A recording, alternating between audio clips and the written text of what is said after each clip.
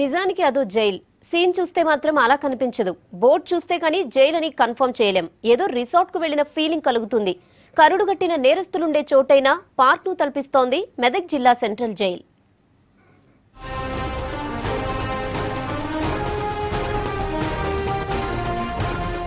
చుట్టూ పచ్చని చెట్లు, అందమైన పూల తోటలు, కార్పొరేట్ ఆఫీస్ లుక్కును తలపించే బిల్డింగ్, ఎటు చూసినా నీట్నెస్.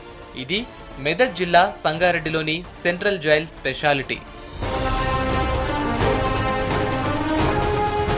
జైల్ అంటే నరకం అంటారు. కరుడుగట్టిన నేరస్తులుండే చోటు. రీజన్ ఏదైనా నేరం చేసిన వాళ్లకు శిక్ష తప్పదు. అయితే జైలు జీవితం వాళ్లలో మార్పు తేవాలి అంటే అక్కడ ఆ పరిస్థితులుండాలి. అదే ఆలోచన చేశారు జైల్ సూపరింటెండెంట్ నాగేశ్వర్ రెడ్డి. జైల్లో ఓ మంచి వాతావరణాన్ని కల్పిస్తే ఖైదీల్లోనూ మార్పు వస్తుందని భావించారు. అయితే నాగేశ్వర్ రెడ్డి ఛార్జ్ తీసుకునే టైంకి ఈ జైలు ఇలా ఉండేది కాదు. పిచ్చి మొక్కలు, రంగులు వెలిసిన బిల్డింగ్ తో కనిపించేది.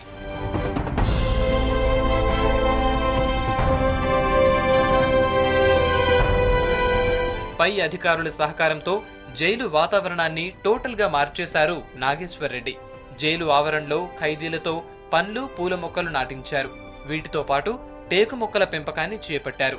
ఇప్పుడు జైల్లోకి ఎంటర్ అయితే చాలు ఓ ఆహ్లాదకర వాతావరణం కనిపిస్తుంది. జైలు లోపలే ఖైదీల వంట కోసం కూరగాయలను పండిస్తారు. వాటిని బయట అమ్మడంతో ఆదాయం కూడా వస్తోంది. రీసెంట్ గా ఇక్కడ 50,000 మొక్కలతో ఓ నర్సరీని కూడా ఏర్పాటు చేశారు. వీటిని ప్రైవేట్ సంస్థలకు సరఫరా చేయడానికి కాంట్రాక్ట్ కూడా కుదుర్చుకున్నారు. జైల్లో స్పెషల్ గా ఆసుపత్రి, క్యాంటీన్ కూడా ఏర్పాటు చేశారు. 2012లో స్టార్ట్ అయిందండి జైలు ఇది. సో నేను 2013 మేలో వచ్చి జాయిన్ అయ్యాను. సో అప్పటి నుంచి నేను ఈ యొక్క జైల్లో అభివృద్ధి కోసము నా శాశ్వత కృషి చేస్తున్నాను. అందులో భాగంగానే మేము ఫస్ట్ ప్రయారిటీ ఈ క్లీన్ అండ్ గ్రీన్ కార్యక్రమం చేపట్టామండి. అందులో కార్యక్రమంగా లాస్ట్ ఇయర్ మేము ముఖ్యమంత్రి గారు ఈ హరిత మహోత్సవం అని చేశారండి. దానిలో భాగంగా మేము ఫారెస్ట్ వాళ్ళతో మేము కొలాబరేషన్ అయ్యి మొత్తం ఈ జైలు మొక్కలు దాదాపుగా ఒక 5,000 మొక్కలు తెచ్చి నాటాము. లాస్ట్ ఇయర్ జూన్లో నాటామండి.